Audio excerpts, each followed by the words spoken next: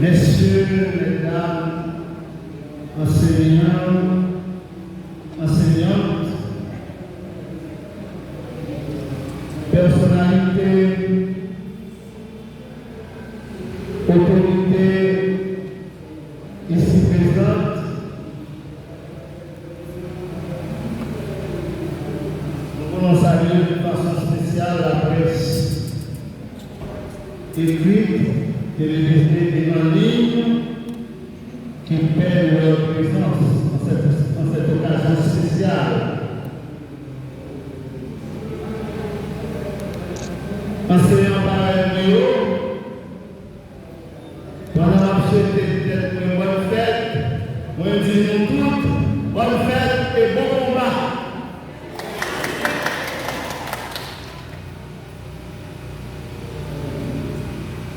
Aujourd'hui, je suis tout à fait enthousiasmé de vous entretenir pendant quelques minutes en cette occasion toute spéciale. Le sujet sur lequel je voulais vous entretenir s'intitule La primauté de l'éducation pour une Haïti libre, prospère, souveraine et démocratique. Aujourd'hui, Haïti, ce beau pays que nous avons la chance de commémorer le tricolore, laisse encore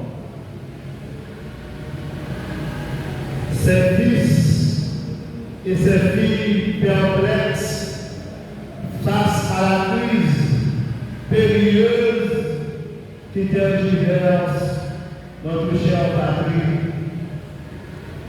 Ordinairement, le 17 mai qui rappelle la fête des enseignants annonce la commémoration de notre tricolore, signe visible de la patrie qui malheureusement se trouve flétrie par les incompréhensions de certains de nos compatriotes. La situation lamentable de notre pays nous interpelle tous et nous porte à réfléchir sur l'avenir de nos jeunes qui représentent l'espoir du pays. Cet État, en parlant d'Haïti, situé sur l'archipel des Antilles, un État indépendant depuis 1804, le seul territoire francophone indépendant des Caraïbes, dont il est également le pays le plus peuplé des Caraïbes. Après avoir remporté la victoire sur l'armée napoléonienne la plus puissante de l'époque, Haïti devient une république libre, souveraine. Cependant, elle accuse un déficit considérable en termes de développement. Elle est caractérisée au rang des pays les plus pauvres de l'hémisphère. Comment peut-on concilier ces deux paradoxes? Un pays libre et indépendant depuis 1804 partage encore de la misère noire après 222 ans d'indépendance, quand il existait toujours et encore ce pays un système éducatif qui produit des valeurs dotées d'une certaine connaissance. Nous avons un monde qui est formé, nous avons un monde qui conduit, et depuis 1804, il y a l'école dans le pays après 222 ans pour nous subir, ça l'a subi. Nous trouvons que l'aberrant et paradoxal le fait que Haïti est un pays qui prend l'indépendance dans le Caraïbe et qui est plus sombre en bas. Mais dans une situation, nous trouvons aujourd'hui, ça m'a donné une réflexion pendant que nous avons fait enseignant à la veille de fête. Rappelons-nous, si visible patrie, la primauté de l'éducation pour une Haïti libre, prospère, souveraine et démocratique, tel est le de notre sujet. Puisse, en dépit de l'existence de l'éducation, cette liberté, cette souveraineté et cette démocratie dont on parle est compromettante et souillée. Nous voulons, à travers cette prise de parole, à travers cette conférence, nous voulons remettre en question notre système éducatif, réfléchir sur notre démocratie et formuler des propositions pouvant permettre à Haïti de sortir de ses rêves. C'est quoi l'éducation? L'éducation, ça qui a de permettre à Haïti de reconquérir sa souveraineté, qui est capable de permettre à Haïti d'orienter vers la démocratie et la voie du développement. Le vocable éducation, comme vous le savez mieux que moi, mes très chers confrères, le vocable éducation vient du latin ex bucere, qui signifie conduire hors, ou t'es un côté dans l'état, et maintenant l'autre côté qui pivot. C'est ça, l'éducation. C'est un processus d'apprentissage et de développement des facultés intellectuelles, morales et physiques visant à permettre à un individu de s'épanouir, de penser par lui-même et de s'intégrer activement dans la société. L'éducation rend le monde plus sociable. Il faut réfléchir et pas accepter les bonnes bagages dans les mondes. L'éducation, en tant que transmission des savoirs et des valeurs, des compétences, constitue le moteur essentiel du changement et de transformation d'une société. Ça veut dire, si nous voulons dire, sortir dans le salariat, nous ne pouvons pas l'autre côté pour passer que par l'éducation. En ce qui nous concerne, nous, les Haïtiens, en quoi l'éducation est-elle bénéfique? La finalité de l'éducation, sa éducation exerce-t-elle son influence sur la société haïtienne? Cette transition exigée par l'éducation, parce que l'éducation répond dans l'État, les méthodes dans l'État plus haut, son transition, son transit, son voyage.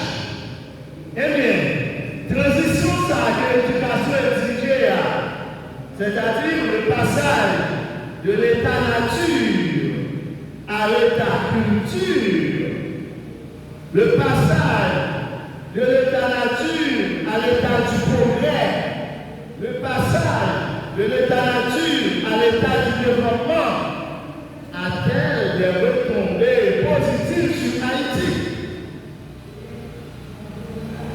Comme nous pouvons tous les constater, Haïti sommeille au bord de la ligne et demeure l'un des pays les plus pauvres de l'Amérique latine. Le niveau de violence, de l'insécurité reste élevé. Classé en 177e position en termes de développement humain par le PNUD sur 189 États. Nous dans 170e position, oui. Haïti représente ces derniers temps l'une des illustrations les plus conventionnelles et les plus vivantes pour caractériser le sous-développement. Depuis on a parlé de sous-développement, premier pays au web, c'est Haïti. Pourtant, Haïti, dit-on, est une république théoriquement démocratique. Bien dit, théoriquement démocratique. Selon sa constitution, mais de la pratique ou bien de la réalité, le pays en crise profonde, qualifié par les observateurs internationaux d'autoritaires ou hybrides en raison d'une absence prolongée d'institutions élues et d'une grave instabilité politique. Dans sa ligne là, bandits dans le pays, nous, insécurité, et puis encore, nous, pas jamais d'élection dans le pays, nous, peut-être, autorité élue, t'as dit pour nous. Ce qui ne répond pas aux normes et indicateurs de la démocratie. Démocratie qui définit par la souveraineté populaire. Nous avons pouvoir, nous-mêmes qui sommes peuple, est-ce que nous avons pouvoir? Enseignants, nous faisons partie de peuple à tout. Est-ce que nous avons pouvoir? Si nous avons pouvoir, est-ce que nous allons toucher? Si nous avons pouvoir, est-ce que nous allons travailler dans de bonnes conditions?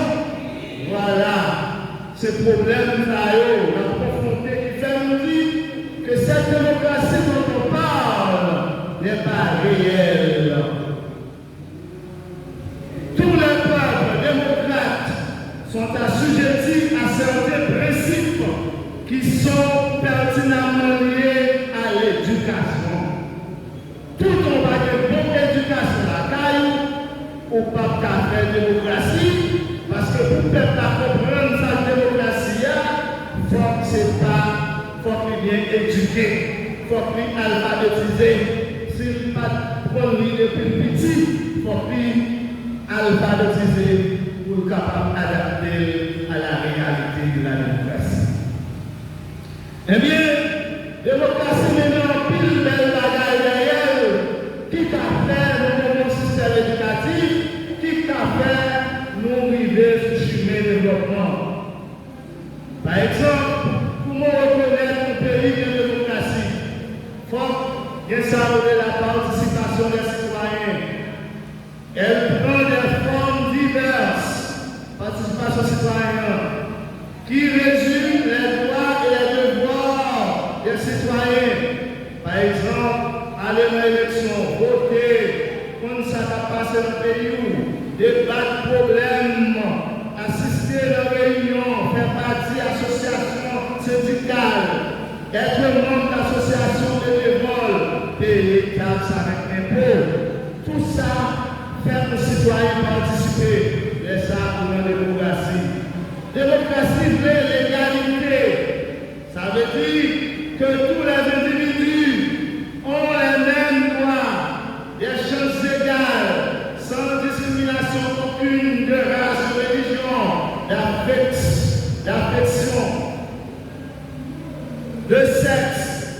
de conditions de naissance ou d'origine sociale. La responsabilité, c'est un facteur qui montre que nous sommes un pays démocratique. Dans une démocratie, les responsables élus et nommés ont une obligation de rendre des comptes au peuple. Ils doivent prendre des décisions et s'acquitter de leurs devoirs en fonction de la volonté et des souhaits du peuple. Laissez-ça pour mon État responsable. Il faut qu'il y ait transparence sur l'État démocratique pour que le peuple soit informé de ce qui a passé dans le gouvernement. Il faut qu'il y ait une élection régulière, libre et équitable. Depuis combien de temps pas d'élection en Haïti? Il faut qu'il y ait tolérance politique dans l'État démocratique. Il faut qu'il y ait la liberté économique. Ça veut dire. Dans une démocratie, le peuple doit jouer le certain degré de liberté économique. Cela signifie que le gouvernement doit permettre l'existence de la propriété et des entreprises privées, surtout dans les pays où la distribution des richesses est très inégale. Par exemple, un pays où la richesse à distribuer est inégale. Pour ce qu'on a gaspillé l'argent, on l'autre quantité pas à manger. Le respect des droits de l'homme constitue des valeurs qui reflètent le respect de la vie et de la dignité humaine. Parmi les droits de l'homme, on peut citer la liberté d'expression, d'association, de réunion, etc. Contrôle des abus de pouvoir, la suprématie du droit. Ça veut dire la suprématie du droit. C'est très important. Dans une société démocratique, le droit doit être respecté. Nul n'est au-dessus de la loi, pas même un roi, pas même un président élu. Cela signifie que tout le monde doit obéir à la loi et répondre de ses actes en cas de transgression. Il y a un petit pays qui ont volé pour la parole, grand nègre là, les volets, les patas en prison. Pour la loi appliquée, erga omnes, c'est-à-dire envers et contre tous. C'est la suprématie de la loi. C'est la loi qui doit primer. Donc, dans certains pays, c'est la démocratie qui est la pierre angulaire. Et c'est la base, l'éducation, c'est la base de toute société démocratique. Les pays développés accordent une grande importance à l'éducation. Et cette éducation, on fait le développer. Par exemple, si nous avons deux pays sahariens, les États-Unis d'Amérique, Cuba, ont fait l'expérience. Ces deux pays ont fait l'expérience. En investissant dans l'éducation, ils arrivent à stimuler la croissance économique, augmenter les revenus. Ils ont investi dans l'éducation et l'éducation par l'argent. Chaque dollar des États-Unis investi dans l'éducation génère 10 à 15 dollars de croissance économique. Chaque États-Unis a mis un dollar investi dans l'éducation, en retour, ils joignent 10 à 15 dollars. Il faut qu'on ait des décideurs, des dirigeants qui pourront rendre ça. À Cuba, l'éducation favorise la paix et le développement durable. Ça qui va passer en moto. Si le peuple va t'éduquer, si c'est ton peuple d'Haïti, de t'apprendre à arriver à eux, contre dirigeants, contre dirigeants. Parce que l'Haïtien, comme tu vas le dire, même si pas tout ça, c'est grave. On va faire mon travail pour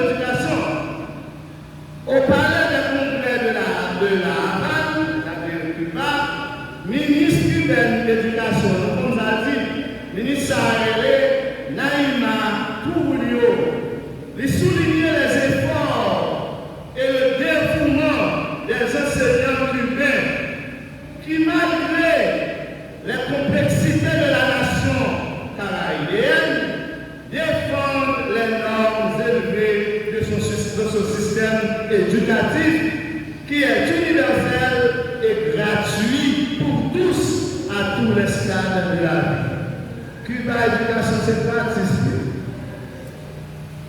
Gratis pour l'éducation. Pourtant, en Haïti, les défis sont énormes pour arriver au développement du système éducatif haïtien. Citons quelques obstacles, problèmes dans le pays d'Haïti que l'éducation a confronté. Nos système éducatif fortement privatisé. Est-ce que va plus l'école privée que l'école d'État? Voilà, tout ça c'est problème. Difficulté de développement professionnel des enseignants. Est-ce que vous arrivez à exercer profession ou bien? Non. Conditions de travail difficiles. Mon professeur, Jérémy, vous voyez la taille $1 000 pour prendre moto chaque jour pour aller, non moi, ça fait $30 000 et que la touché 20 000 €. Donc, on va comprendre, conditions de travail difficiles des professeurs, bas salaire des enseignants, le bilinguisme dans l'éducation, manque de clarté et d'uniformité autour de la langue. Après langue, tout le monde n'en parle créole, et puis il n'y a pas connu dans la langue française. C'est vrai, la Constitution dit qu'il y a deux langues, mais si nous n'avons plus fait, la maman, la papa, dans le milieu rural, là, c'est tout, c'est créole, la parler. Ça, c'est le problème de compromission de l'accès à l'éducation par l'instabilité politique, la violence et l'insécurité. Après l'insécurité, ça même, là, c'est l'école la nette, parce que si nous n'avons pas accès à l'éducation. Droits sociaux insuffisants et méconnus des enseignants. Donc, la situation du système éducatif haïtien est vraiment critique. Vraiment critique. Alors que tous les pays avisés qui cherchent la voie du progrès, du développement et de la stabilité savent pertinemment bien qu'ils doivent faire de l'éducation une priorité. Dans le cadre de la journée mondiale des enseignants, l'UNESCO et l'équipe spéciale internationale sur les enseignants ont publié un document de travail le 7 octobre 2024 dans lequel ils soulignent l'importance des enseignants dans la construction d'un pays.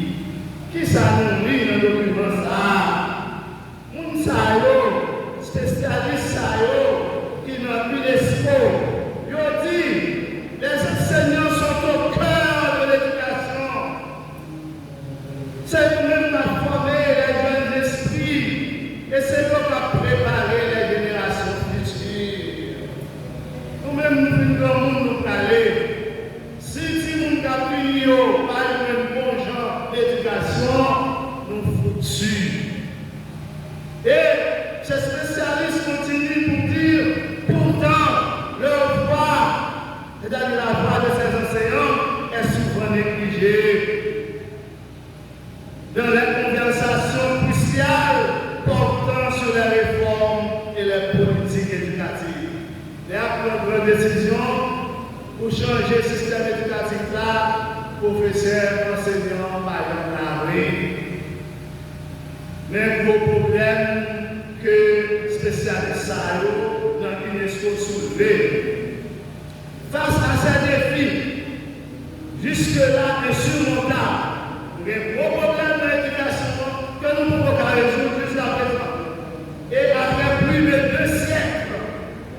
nous aimerions que nos dirigeants sachent que l'heure a sonné pour accorder la priorité à l'éducation en passant par la revalorisation de la profession enseignante.